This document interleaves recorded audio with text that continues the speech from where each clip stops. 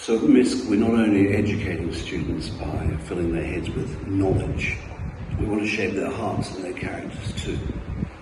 So it's about respect and discipline, respect for teachers, parents. I speak to parents almost every day, for each other, and through this learning becomes possible.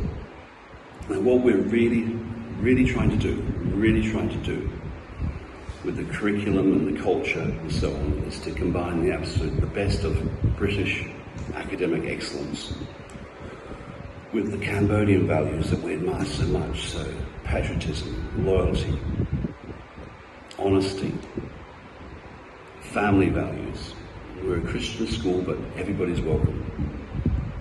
What makes us different? Well, we have an international network behind us and an absolute hand-picked team, very qualified.